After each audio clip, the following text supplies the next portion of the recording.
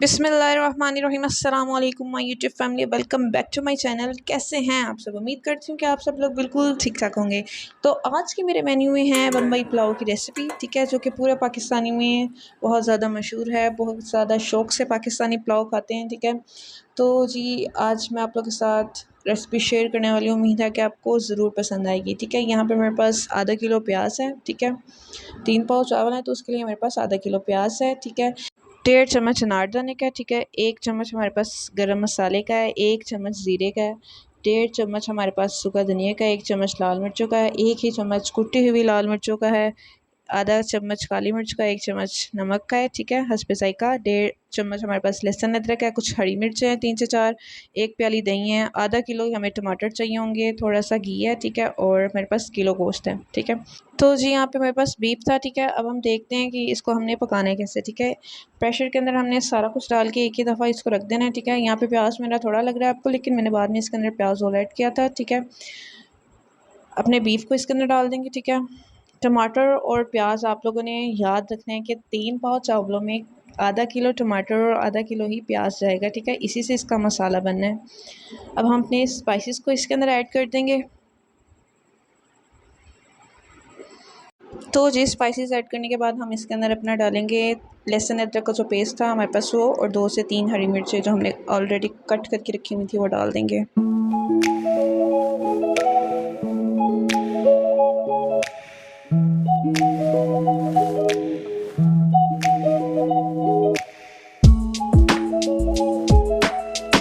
तो जी हमने सारा कुछ इसके अंदर ऐड कर दिया है। दही, टमाटर, जो भी हमारा घी था इसके अंदर हम ऐड करेंगे और इसको अच्छे से करेंगे मिक्स, ठीक है। मिक्स करने के बाद हम इसके अंदर 2 गिलास पानी डालेंगे, ठीक है। आप लोगों ने अपने हिसाब से पानी देख लेना है, क्योंकि दही और टमाटर ने भी अभी पानी छोड़ना है, तो आप लोग अपने अंदाज से डाल लीजिएगा। अब इसके अंदर पानी डाल के हमने इसको 20 से 25 मिनट के लिए या 15 से 20 मिनट के लिए भी प्रेशर लगा सकते हैं, ठीक है। मेक श्योर कि आपका गोश्त गल जाए अच्छे से।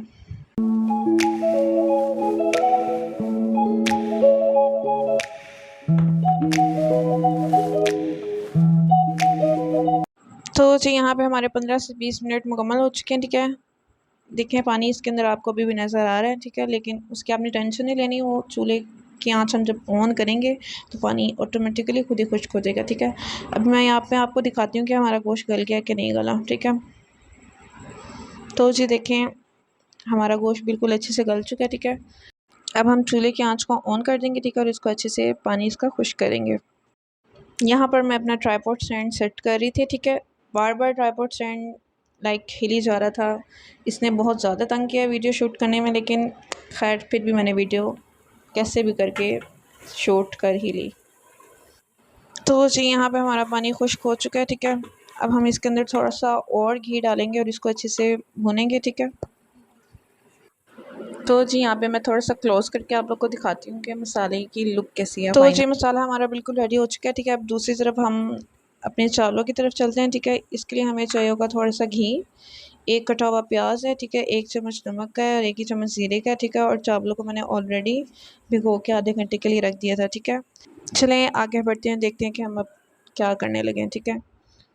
अब यहाँ पे हमने एक पतीली लिया, ठीक है। उसके अंदर हमने घी अपना ऐड कर दिया, ठीक है। घी को अच्छे से गर्म करेंगे, ठीक है। गर्म करने के बाद इसके अंदर हम अपना जो भी हमने एक कटा हुआ प्याज था वो ऐड कर देना। तो जो यहाँ पे हम अपने प्याज को अच्छे से फ्राई करेंगे, ठीक है, और नमक और ज़ीरा को ऐड कर देंगे बीच में। अब यहाँ पे हम अपने प्याज को लाइट ब्राउन करेंगे, ठीक है, अच्छे से, और फिर हम इसके अंदर पानी ऐड कर देंगे।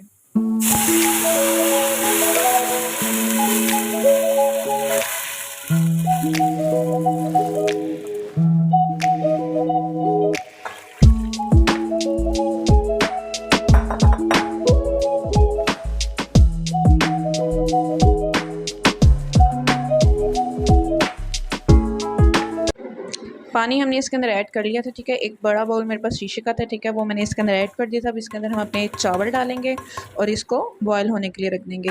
मेक श्योर चावल आपने पहले नहीं डालने, थोड़ा सा पानी बॉयल हो जाएगा तो फिर आप लोगों ने चावल इसके अंदर ऐड करने हैं, ठीक है।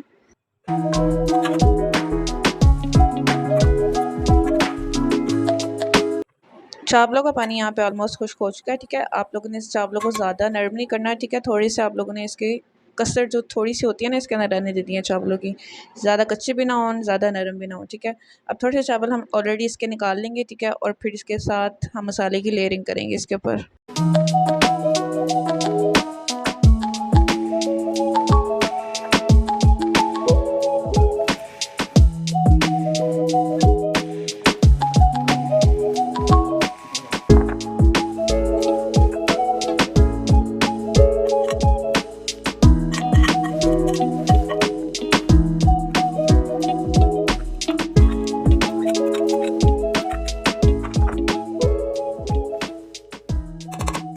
तो जी यहाँ पे हमारी लेयरिंग कंप्लीट हो चुकी है। अब हम इसको दम पे रखेंगे, ठीक है। पहले आप लोगों ने चूल्हे की आंच थोड़ी सी तेज़ रखनी है ताकि पतीली के अंदर जो भाप है वो बन जाए। फिर आप लोगों ने दम वाली आंच पर इसको 15 या 10 मिनट के लिए छोड़ देना है, ठीक है। यहाँ पर आपने एक बात का ध्यान रखना है, पतीली के ढक्कन के ऊपर ही आप लोगों ने एक रुमाल लपेट के रख देना है, ठीक है, ताकि हमारी भाप इसके बाहर ना जाए।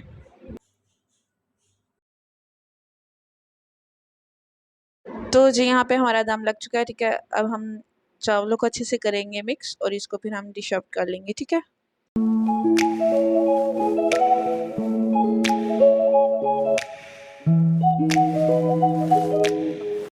जी यहाँ पे हमने इसको डिश आउट कर लिया है, ठीक है। अगर आप लोग को आज की रेसिपी अच्छी लगी हो तो प्लीज़ इस रेसिपी को ज़रूर ट्राई कीजिएगा और मुझे कमेंट सेक्शन में लास्ट में बताइएगा कि आप लोग को ये रेसिपी कैसी लगी, ठीक है। और मेरे चैनल को लाइक और सब्सक्राइब और बेल आइकन को प्रेस करना मत भूलिएगा। थैंक यू, अल्लाह हाफिज़।